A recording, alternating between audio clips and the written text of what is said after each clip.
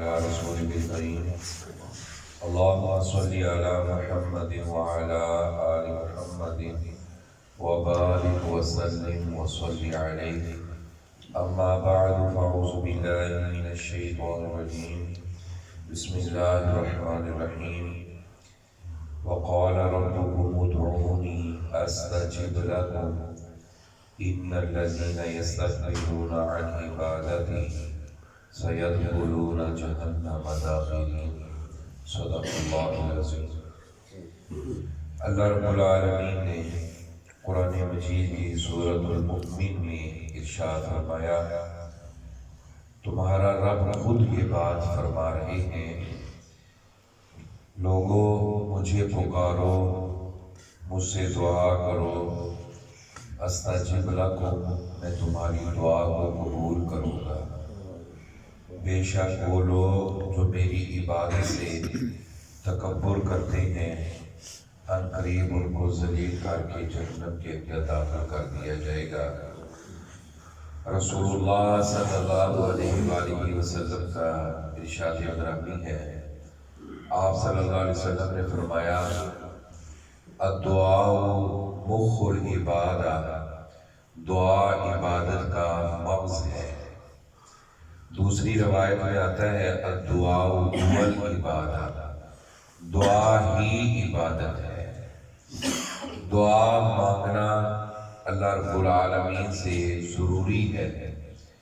جب انسان کا دل کرے، جب بھی انسان کوئی ضرورت ہو، کوئی حاجت ہو تو اللہ رب العالمین سے دعا کر لیا کرے، اللہ سے مانگ لیا کرے۔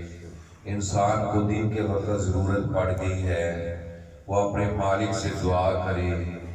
رات کی کسی گھڑی میں انسان کو کوئی مصیبت آ گئی، کوئی پریشانی آ گئی، کوئی بات کرنی ہے تو اللہ سے دعا کر لیا کرے۔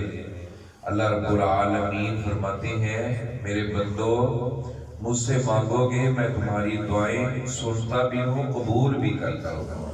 استجب لکم، میں تمہیں جواب بھی دیتا ہوں، میں دعائیں قبول بھی کرتا ہوں۔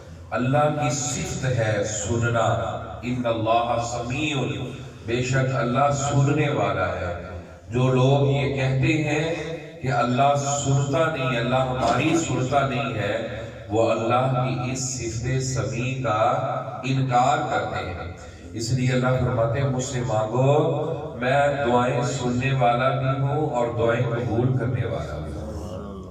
استجب لکم کے اندر یہ کتنا بڑا پیغام ہے ہمارے لیے کہ بندو اللہ خود فرما رہے ہیں مجھ سے دعا کرو میں تمہاری دعاؤں کو قبول کرتا ہوں۔ کتنی ایسی نعمتیں ہیں جو اللہ نے انسان کو بن مانگے عطا فرما دی، کتنی ایسی نعمتیں، یہ وجود، یہ اللہ کی کتنی بڑی نعمت ہے۔ یہ ہاتھ پاؤں کا سلامت ہونا، یہ آنکھوں سے دیکھنا، یہ پاؤں سے چلنا، یہ ہاتھوں سے پکڑنا، یہ کتنی بڑی اللہ کی نعمت ہے۔ اللہ نے بن مانگے عطا فرما دی۔ اوے بندے، وہ اللہ کے بندے، اگر تو اپنے مالک سے مانگے گا کیا وہ اللہ تجھے عطا کرنے والا نہیں ہے؟ کوئی بے اولاد ہے تو وہ اللہ سے مانگے، اللہ اس کو اولاد عطا کرنے والا ہے۔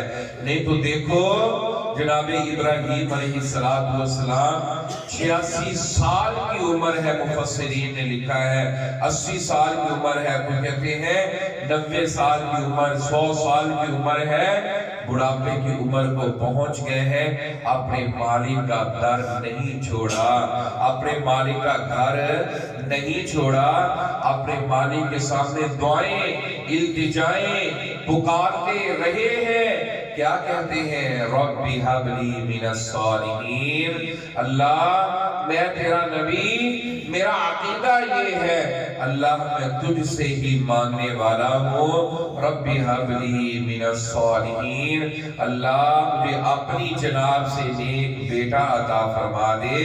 جناب ابراہیم علیہ السلام اپنے مالک سے مانگتے رہے، اللہ رب العالمین نے فرمایا فبشرناہ بغلام حلیم، ہم ایسے بیٹے کی خوشخبری سناتے ہیں جو بڑا حلیم، بڑا بردبار بیٹا ہوگا، بیٹا تیرا نبی میرا ہوگا۔ اور بیٹا بھی ایسا بردبار کیسا عطا کیا کہ بیٹا چلنے پھرنے کے قابل ہوا. خواب کے اندر دیکھا بیٹے کی گردن پہ چھری چلا رہا ہوں. بیٹے سے کہا، جناب ابراہیم علیہ السلام فرمانے لگے بیٹا میں نے خواب کے اندر دیکھا ہے تیری گردن پہ چھری چلا رہا ہوں، تیرا کیا خیال ہے؟ فانظر ماذا ترى قال یا ابت افعل ما تؤمر. بیٹا کہتا ہے کیونکہ اللہ نے فرمایا تھا حلیم بیٹا، بردبار بیٹا عطا کروں گا. بیٹا کہتا ہے ابو جی جلدی کریں کہیں اللہ کے حکم میں تاخیر نہ ہو جائے، اللہ کا حکم لیٹ نہ ہو جائے، اللہ کا آرڈر دیر نہ ہو جائے، اللہ کے آرڈر میں جلدی کریں. ستجدونی انشاءاللہ من الصابرین. اگر اللہ نے چاہا تو آپ مجھے صبر کرنے والوں میں سے پائیں گے. جس کے پاس اولاد نہیں، یہ دیکھیں زکریا علیہ السلام کا عقیدہ کیا ہے؟ رب ہب لی من لدنک ذریۃ طیبہ. اللہ بوڑھا ہو گیا ہوں، اللہ میری بیوی پانچ ہو گئی ہے لیکن میں نے تیرا در نہیں چھوڑا، اللہ میں تجھ سے دعا کرتا ہوں. اللہ فرماتے ہیں مجھے آہستہ پکارو، مجھے بلند آواز سے پکارو، میں تمہاری دعائیں پھر بھی سنتا ہوں. وہ اللہ تو وہ ہے کہ سیاہ رات ہو، سیاہ رات، اور اس سیاہ رات کے اندر، کالی رات کے اندر ایک سیاہ رنگ کا، کالے رنگ کا پتھر ہو، اور اس کالے رنگ کے پتھر کے اوپر، چٹان کے اوپر ایک سیاہ رنگ کی چونٹی. اللہ دیکھنے والا، اس کو دیکھنے والا بھی اللہ ہے، اور اس کے قدموں کی آواز بھی اللہ کو سنائی دیتی ہے. وہ تو وہ ہے نداء خفیہ، اس کو آہستہ سے پکارو پھر بھی وہ سنتا ہے. اللہ اکبر. اس کو جیسے بھی پکارو وہ اللہ ہر ایک ہی سنتا ہے، ہر ایک ہی قبول کرتا ہے. بسا اوقات یہ ہوتا ہے دعا ایک دعا وہ ہے بندہ ادھر سے دعا کرتا ہے، ہم نے بھی آزمایا ہے. اللہ اکبر. ادھر سے دعا بندہ کرے ادھر اللہ فوری قبول کر لیتا ہے. اسے کہتے ہیں دعا کی قبولیت کی گھڑی ہوتی ہے، فوری دعا قبول ہو جاتی ہے. اور ایک دعا وہ ہے جس کی وجہ سے اگر بندے کے اوپر کوئی آنے والی مصیبتیں ہیں، کوئی بلیات ہیں، کوئی پریشانیاں ہیں، وہ اس دعا کی وجہ سے اللہ تعالیٰ وہ مصیبتیں، وہ پریشانیاں اللہ ٹال دیتے ہیں.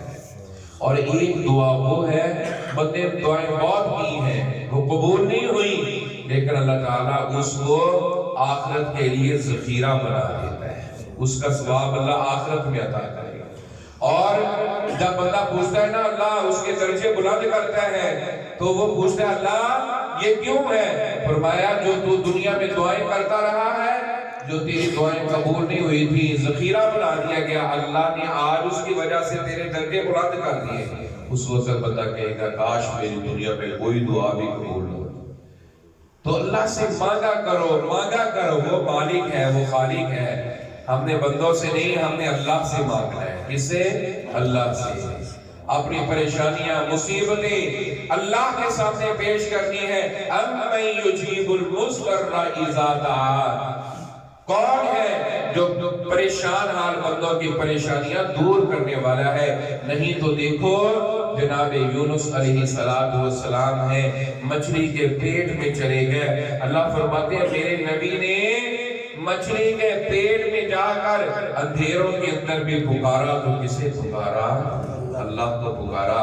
فنادا فی الظلمات. قرآن مجید میں ہے اندھیروں میں میرا نبی پکار رہا ہے. یہ مچھلی والے نبی ہیں، یہ ذنون ہے.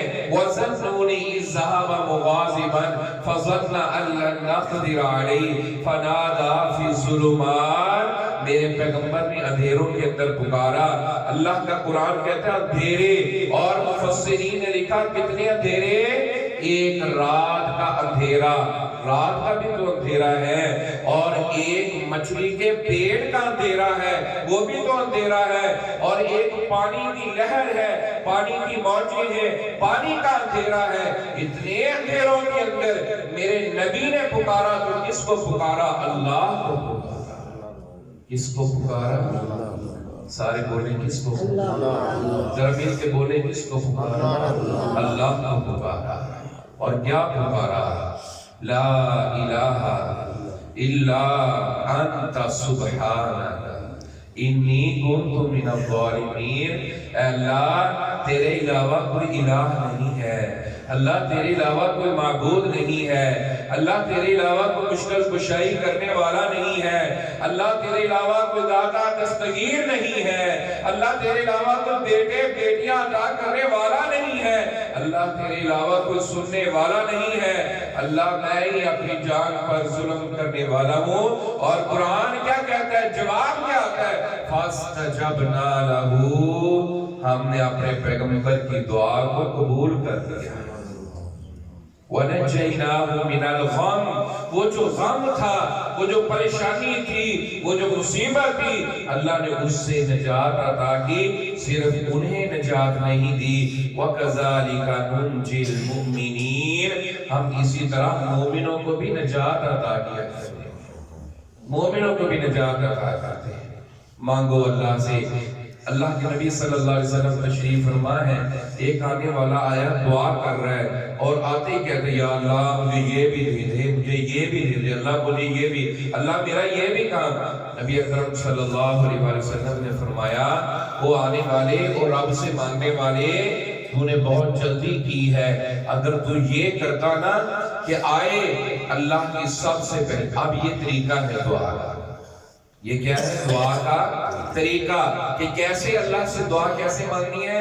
سب سے پہلے اللہ کی حمد بیان کیا کرو، اللہ کی ثنا بیان کرو، اللہ کی تعریف بیان کرو۔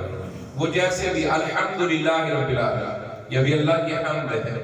یا ربی لک الحمد کما ینبغی لجلال وجہک وعظیم سلطانک، جو بھی حمد کے الفاظ ہیں پہلے اللہ کی حمد بیان کرو۔ نبی اکرم صلی اللہ علیہ وسلم نے فرمایا پھر میری ذات پاک کے اوپر درود و سلام پڑھو، درود پاک کثرت سے پڑھو۔ اور ابی ابن کعب کی روایت کو سامنے رکھے رضی اللہ تعالیٰ عنہ، اللہ کے رسول صلی اللہ علیہ وسلم میں آپ کی ذات پر کتنا درود و سلام پڑھوں؟ اللہ کے نبی صلی اللہ علیہ وسلم نے فرمایا ابی جتنا تو پڑھتا جائے گا، جتنا تو پڑھے گا اتنا زیادہ فائدہ حاصل کرے گا، اللہ اتنا ہی عطا کرے گا، تیری پریشانیاں بھی دور ہوں گی، تیرے غم بھی دور ہوں گے، اور اللہ رب العالمین تیرے دکھ مصیبتیں بھی اللہ ٹال دے گا۔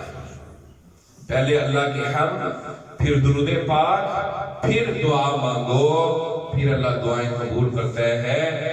اور جو بندہ اپنے مسلمان بھائی کے لیے اس کی غیر موجودگی میں دعا کرتا ہے تو فرشتہ کہتا ہے جو تو اپنے بھائی کے لیے مانگ رہا ہے اللہ تجھے بھی وہ کچھ عطا فرمائے، وَلَكَ مِثْلُ، اور تیری دعائیں اللہ قبول فرمائے اور تیرے لیے بھی وہی کچھ ہے جو تو اپنے بھائی کے لیے مانگ رہا ہے۔ اس لیے بھائیو اللہ سے مانگیں، وَإِلَىٰ رَبِّكَ فَارْغَب، اللہ کی طرف راغب رہا کریں۔ تعلق باللہ، یہ رمضان کی راتیں، یہ لیلۃ القدر اللہ ہمیں عطا فرما رہے ہیں، اس میں اللہ کے ساتھ تعلق جوڑیے، تعلق باللہ قائم کریں، اللہ کے قریب ہو جائیں، اللہ کا قرب حاصل کرنے کا یہ بہترین ذریعہ ہے اللہ نے جو ہمیں عطا فرمایا ہے۔ اور اس سے بڑی خوشخبری کیا ہے کہ اللہ خود فرماتے ہیں میرے بندے مجھ سے مانگو میں تمہاری دعائیں قبول کروں گا، جو نہیں مانگے گا میں اس کو جہنم کا بالن بنا دوں گا، جہنم کا ایندھن بنا دوں گا۔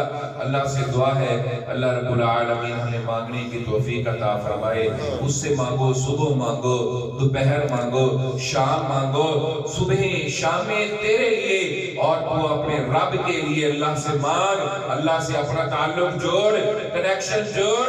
کوئی مانگتا ہے تو مانگے، کوئی نہیں مانگتا تو نہ مانگے، کوئی مانگتا ہے اللہ سے مانگ رہا ہے نا، مانگتا رہے اپنے اللہ سے، اللہ سے مانگتا رہے، اللہ سے تعلق جوڑتا رہے، پھر دیکھ اس کے اندر کتنا نظارہ ہے، اس کے اندر کتنا مزہ ہے۔ اللہ سے دعا ہے اللہ رب العالمین ہمیں اپنی ذات سے مانگنے کی توفیق عطا فرمائے۔ اللہ رب العالمین ہماری نیک مرادیں پوری فرمائے۔ بے اولاد حضرات کو اللہ اپنے گھر سے، اللہ اپنے در سے نیک نرینہ اولاد نصیب فرمائے، اور جن کے پاس کوئی ایسی روزگار نہیں اللہ پاک ان کو روزگار نصیب فرمائے۔